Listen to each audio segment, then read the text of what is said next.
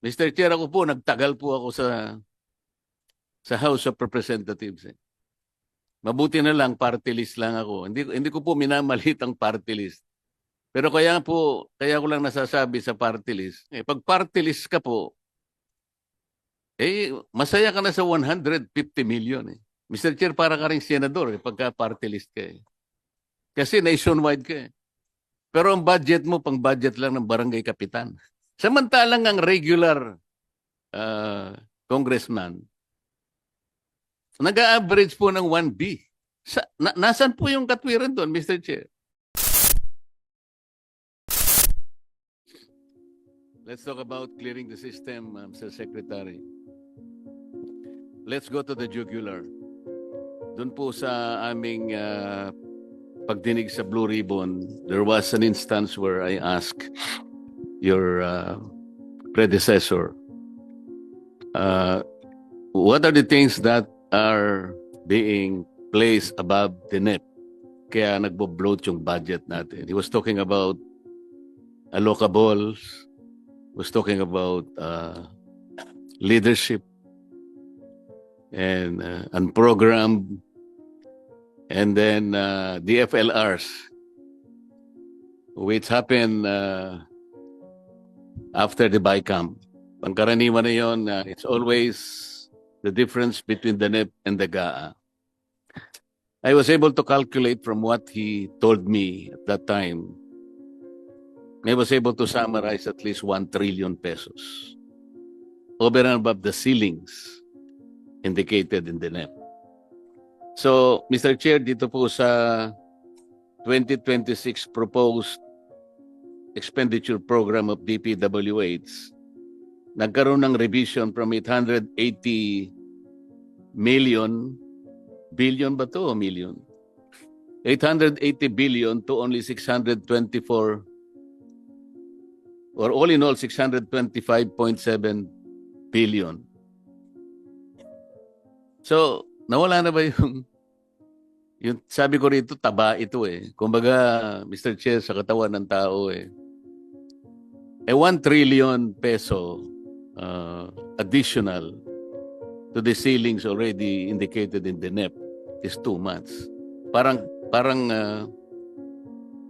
ang sabi ko taba na ng tao yun Pag hindi natin inalis yung taba ng tao,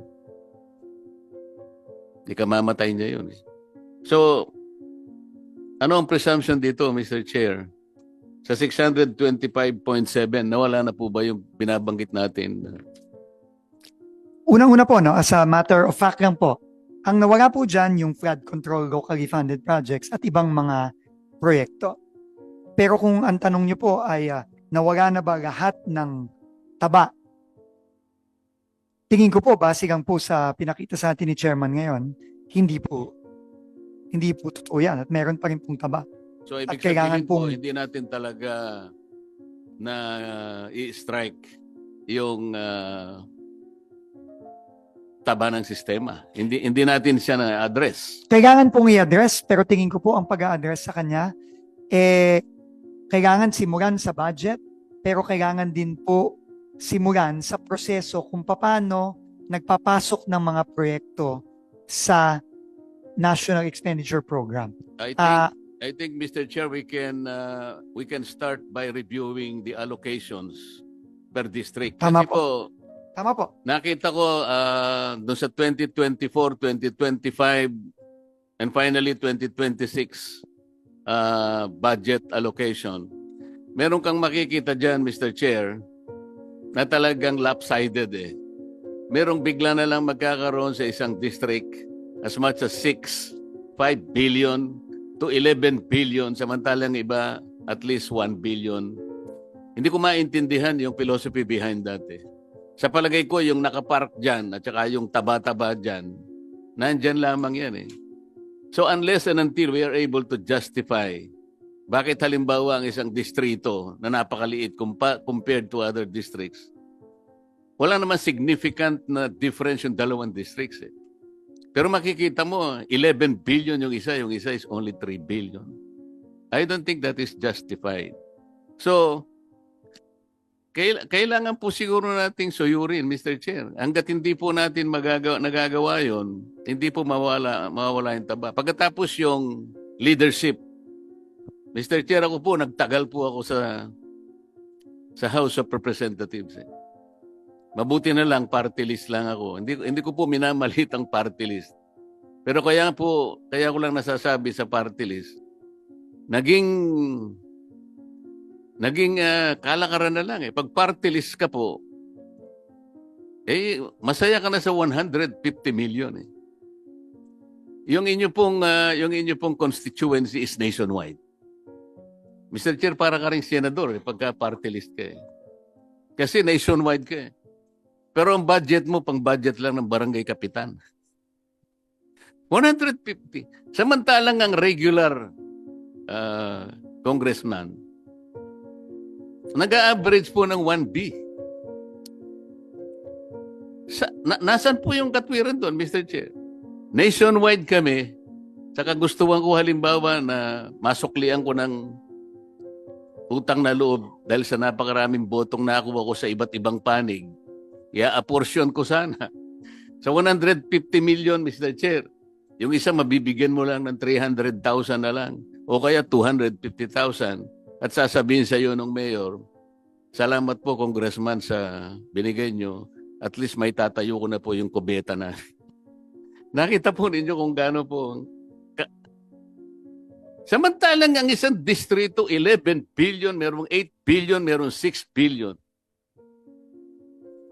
Secretary, Mr. Chair, hindi ko po nakikita yung justification. Kaya nga ang tanong how do you allocate the finite resources of this country? Yung economist, sandali lang niyang sasabihin sa atin. Alam niyang kwentahin eh. Marami siyang variables, marami siyang parameters. Pero dito po, pag tiningnan nyo isang distrito, wala kang makikitang significant variable o indicator kung bakit mas marami ang dapat niya makuha. So let's start with that. That is supposed to be the starting point.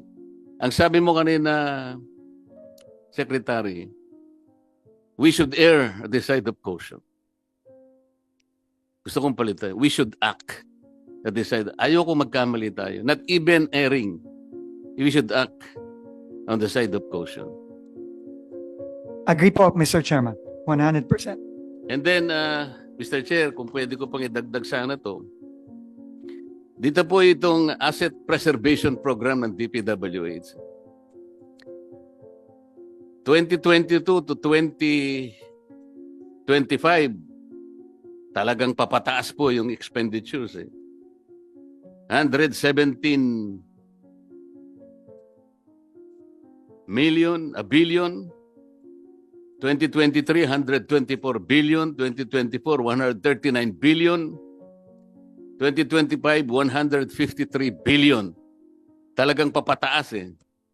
Mr. Chair, tama naman ito sapagkat kapag itong perang ito nagamit natin sa tamang pamamaraan, magagamit natin ang mas matagal ang ating mga kakalsadahan, mga bridges and so on and so forth. Di ba po tama yun, Mr. Secretary? Tama po, Mr. Chairman. Pagkatapos biglang nagkaroon ng 2026, naging 105 na lang. Ang ibig ba sabihin nito, yung papataas na ganun, 4 na taong papataas, tas bigla mong ginanon. So, naisip ba natin na wala nang kwenta yung preservation program natin, Mr. Chair?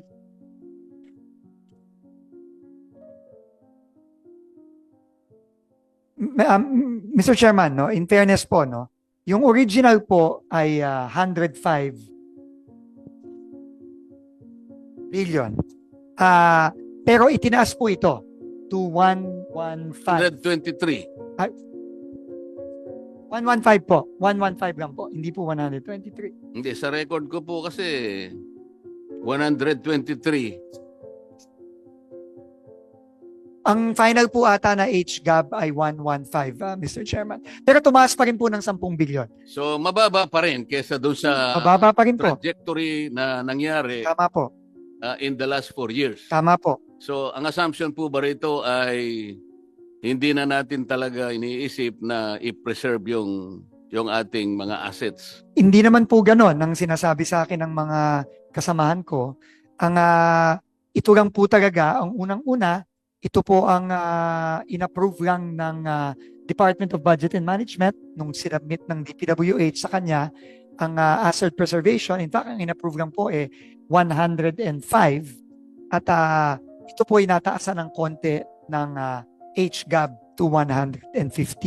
Pero tama po kayo, kailangan po talaga humabol. No, kasi like ngayon po, no, ang dami po nating mga tulay na nagkakaproblema. Kasama na po halimbawa ang San Juanico, yung bumagsak na tulay sa Cagayan. No, so ito po lahat ay dapat kasama sa asset preservation program natin na unfortunately nababawasan po no itong mga nakaraang mga taon. Pero unfortunately din po, ito lang po ang inapprove. Pero we will welcome po kung itataas pa po lalo ito ng House ay ng Senate Finance Committee, Mr. Chairman. Mr. Chair, akala ko yung isa po sa isasagot ninyo ay dahil sa karanasan din natin na ito pong laki ng perang ginamit natin. Halimbawa 2022, 117 billion. Pagkatapos sumunod na taon, 124 billion, 139 billion, hanggang umabot ng 153 billion. Pero hindi po natin nakita talaga na naging matagumpay po yung preservation ng ating mga assets, lalo na yung kalsada natin. Kasi marami po kaming nakita, lalo na po yung mga projects natin kung tawagin ay road slips. Meron tayong mga landslide projects na yan, at saka yung slopes protection. Ang dami po, dapat makikita ninyo dyan dahil sa bago pa lang kayo, pero alam ko po na napakarami pong alingas-ngas sa departamento na yan. Dahil sa halimbawa po yung rocknet halimbawa. Alam naman po natin meron kayong memorandum sa DPWH na kailangan either ASTO ang specifications ng rocknet o kaya ASTM. Nagpalabas po kayo Alam ko po, alam ko pa yung number ng inyo pong memorandum. Mr. Chairman, luma po ata na ano yan, no? Pero actually, para dito sa 2026, pinatanggal po natin lahat yan. No? Mabuti pinatanggal nyo kasi hindi naman sinusunod Tama po. Alam po ninyo, ang standard ay ASTO o kaya ISTM.